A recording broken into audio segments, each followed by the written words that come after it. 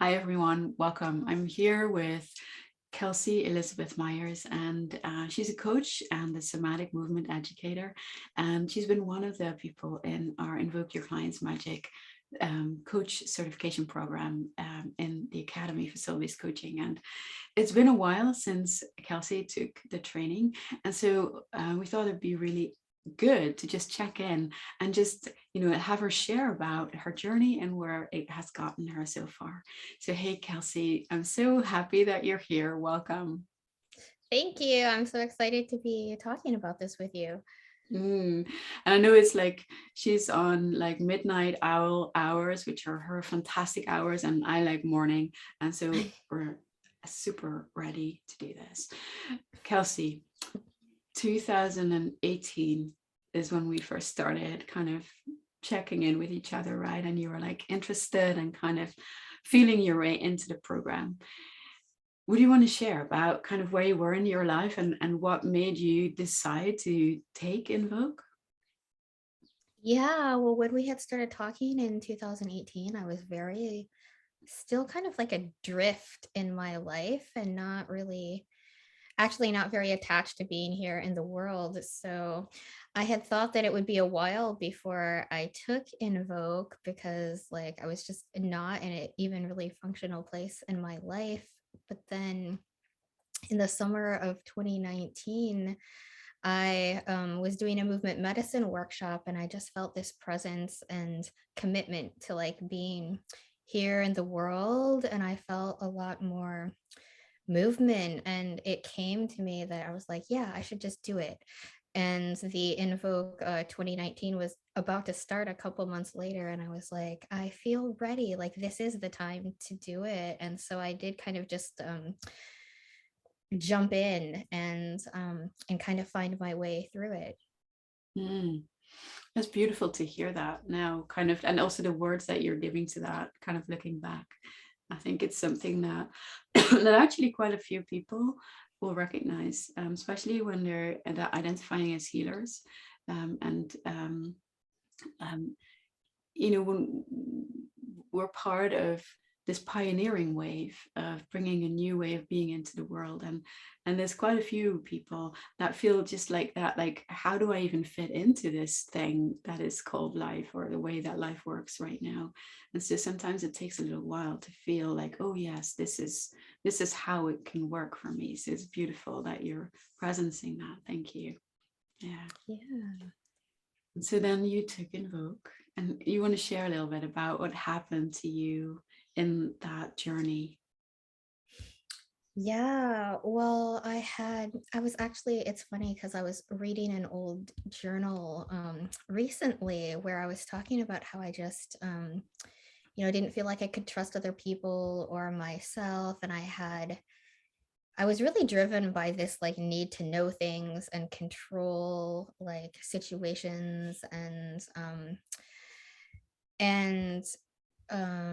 it just really felt very like I had to know things or like things had to be very certain. And um, through the Invoke training, I really noticed quite early on in the work that also came up and that it was releasing like slowly through the training so that by the end of it, I really was okay actually with not knowing and with uncertainty and really found a lot of trust in the process so that when I kind of like even before kind of like completing the training I felt very comfortable with the process and trust in the work and trust in the people that I was practicing with so that it really built my confidence and trust in myself and with yeah, just being okay with what happens in the present moment. Yeah, and I think when I hear you speak about that, it goes both for being in a coaching session and coaching someone, but also for yourself. Is that right? Yes.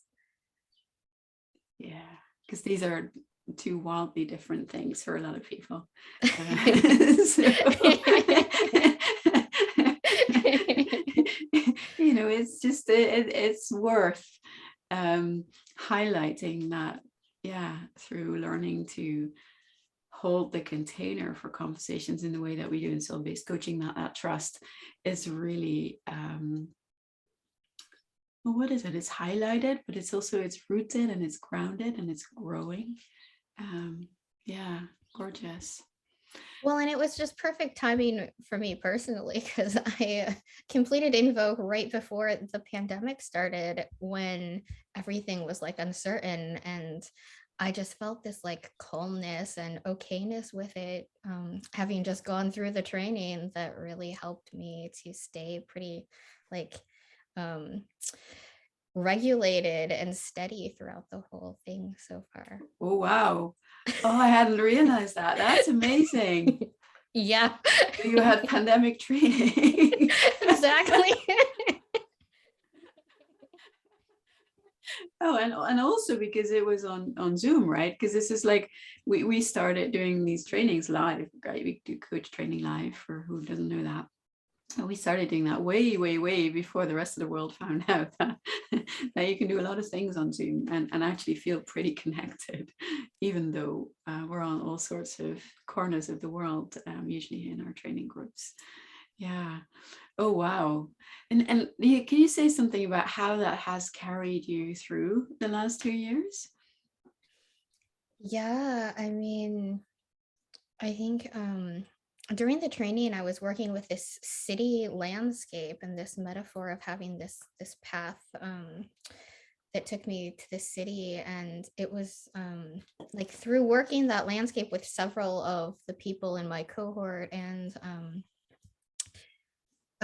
some of the trainers, I was able to integrate these different parts of my like 3 to 5 year old inner children, and I really ended the training with seeing sort of this curvy road like reaching the city, and then not being able to see what was ahead, and really just feeling like, oh, well, that's great because I don't need to know. And then when the pandemic started, I still felt that. I was like, okay, I don't really need to know, like, what's going to happen in the world. I can just be okay with how things are unfolding, and really trust that, that things are unfolding in a way that I don't have control over or need to. And that has really stayed with me these last couple years. I Mm, can I still feel it, yeah. yeah, gosh, that is. If only we could have bottled that, right, and made that available to everyone. Because, gosh, is that like a life skill that we need now more than ever? I was going to say, but I've come to hate that sentence. But it's true, though. Yeah, Yeah. walking with that uncertainty. Mm. And how has Invoke supported how you show up in the world now, not just with yourself, but also in service of others? Because I know that is a big driver for you. Yeah. Well, I think it's what you said earlier too, about there's a way that there's a rootedness through through the metaphors that happen and kind of resolve or release. I was also working a lot with a colleague who's a certified soul-based coach, Rebecca Eklund, about really um, finding my roots in Korea, like as a transnational adoptee, and not really knowing anything about my birth family and lineage. I actually was able to connect to it through metaphors and symbols, and feel that like healing in my root chakra, and be present in the world in a way that I just never imagined would ever be possible for me. And that really has changed like everything in my life, and in my availability, like to show up, and in my capacity to show up, like as a coach, and in the work that I do with other people. And that also inspired me to want to work with other Korean adoptees, specifically about also working on kind of healing that sort of primal wound through soul-based coaching metaphors and that sort of movement of the symbols and the landscape. Yeah, it's so beautiful to have seen you kind of go through that process of reclaiming. That was, and it's such a powerful medicine when you live that and show that to the world. And one of the things that I love about it is that this has come fully 100% from your inner impulses, right? This is you following like the threads in your knowing, in your system of like where the bits were that needed healing and where the longing was for you, and taking things forward in your life. And then just seeing how now that is turned into something that you can now share, like, can reach a hand out to others who might really need that and feel that similar longing to come home to themselves. It's such a beautiful thing to witness, Kelsey. I'm so grateful that you have said yes to all of the things that you have, met on your path. Yeah, and I just feel like there's such a richness to soul-based coaching that that kind of allowed me to just really jump into it and go with what was happening and what was coming, and the different symbols and colors and everything that was happening. It just felt very natural, and it felt very exciting, and just like I was coming alive and into like my full sense of self, which is what I had been wanting. So it was like, Yeah, yeah, perfect. beautiful. Could you even imagine your life without soul-based coaching in it now? Definitely not. Like, now that I've experienced it, there's just no other way. It has a little bit of that, doesn't it? It's what do you think makes that happen for you? Like what makes it feel like there's no other way for you? um I guess because it is like, it feels so like intuitive and easeful and natural, and just like the vividness of the metaphor landscapes that happen, like both for me and both the ones that I've witnessed in clients. I mean, is so rich that I just can't. It just seems like it would be going back to like a black and white kind of existence from like a colorful life. Mm. Oh, I love how you explain that, because you've mentioned the metaphors a lot, and anyone who's not familiar with soul-based coaching, we do work with the metaphors that are generated in our client systems, automatically all the time. It's not just beautiful speech patterns, but actually these metaphors, they show us the structures of how clients make sense of their reality. So there's a very primal layer in our sense making abilities as human beings that works through metaphors. And it's like when we're working with these metaphors directly, it's like we're working with these primal ways in which human beings make sense. And these metaphors have that ability to change, to learn about themselves, and to move, and to, as Kelsey was saying earlier, to resolve or to release.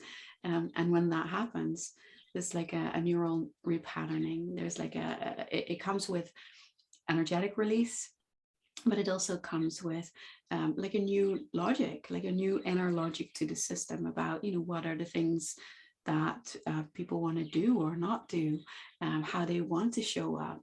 Like even, do I want to drink tea or coffee? Like, in the really small things, but also, do I want to change, the way that I work, or the kind of job that I do, or the kind of business that I run, the big things as well. And so it's like these metaphors, they're a very rich medium through which we can work with all of the things that are essential to our clients. And we're not just taking like a layer of, thoughts or mindset or emotions. We're not like, that would be the black and white for me, right? Yeah. See you nodding. Mhm. Yeah. Not interested in black and white anymore, right? Yeah. And I think it's one of the things that still speak to me so much. It's that when we work in this way, we can really do justice to the complexity and multi-layeredness of human beings without it having to become complex in the way that we work with it. There's like an elegance and a simpleness to the process, as well as that it has that spaciousness for complexity for the client. Is that something that you recognize, Kelsey? Yeah, I feel like there is I love that word that you use, spaciousness, because that is something I often feel about the work, is that there is this like expansiveness and space to it that just, I guess, keeps adding more layers to life and existence. Mm, yeah. And I guess we're the kind of people who love having more spaciousness in life. Yeah. And it is, I think this is, for me, is part of why I keep, it's like, yeah, no, I can't imagine my life without soul-based coaching either. But it feels to me that that spaciousness also comes from breaking out of the paradigm that we've been brought up in, where we have to know, where we should want to try and control, where we have to push to make things happen. And really kind of jumping into this ocean of possibility and co-creation instead. And so often when I read people, or when I hear people speak about that, that seems like it's like an intangible kind of, well, nice ideas kind of thing. But when we're working with that through the metaphors, these metaphors are in our bodies, right? They are actual embodied experiences. And so there's nothing intangible about it anymore. Is that something you recognize as well? Yeah, and in fact, I think towards the end of our individual coaching work that I was doing with you, I had come to the word nourishing, and since then I have really kind of explored what that means to me, and so much of it does come from like the soul-based coaching and the community, but it's such a nourishing practice and way of kind of being in the world. And every time like I touch into it or connect with it again, I feel that sense of nourishment. And I like where, it's not like draining, or doing the training too was fun, and I wanted to be there because I noticed that if I missed it that week, I felt like there was something missing, or like my life was less, because I didn't have that nourishing quality of when we came together and did the practice. So Beautiful. Yeah. yeah. So for everyone who's thinking like Zoom, oh my goodness, I'm so over Zoom after 2 years of pandemic living. Zoom can be nourishing, and it can be that place where you really fill your cup again. Yeah, if we come together in the right way. So yeah, I recognize that every time I get to be in groups for our trainings, I'm like, oh, it's like medicine. Just being there is medicine. And then we get to like do really good stuff and solid training together, which is fantastic and fun. But there is that nourishing quality there as well. I love that you're bringing that up. Beautiful. So Kelsey, if people would like to get to know more about you or work with you, where can they find you, and also who should reach out to you, who could you really help well? Yeah, well, I love working with people, women especially, who are kind of in transitions in life, and who kind of want more clarity, or people who are like reclaiming their voices and wanting some like restored kind of connection to their inner wisdom and creativity. And you can find me at my website, dialogicalpersona.com. And I'm also on all the social media platforms under that name as well. Great. Yeah, we'll make sure that that is in the text near this video. Yeah. Great. And you also mentioned working with international Korean adoptees, right? Is that something else that we should really have people talk about? Yeah, I am working with like 4 right now as part of a fieldwork study, and I plan to have an ongoing program that's specifically for transnational Korean adoptees. That is like a group coaching as well as individual coaching with me. Beautiful. So anyone who is or knows anyone who has been adopted from Korea, they might want to put you in touch or get in touch with you, because yeah, the healing that is possible is amazing, and you're a real testament to that. Oh, thank you. I appreciate that. So thank you, everyone. If you have any questions for Kelsey, for me, please let us know in the comments or just send us a DM. And Kelsey, thank you so much for wanting to share about your journey with us. Yeah, thank you. It was a pleasure, and it was so nourishing. Beautiful. All right. Have a great day, everyone.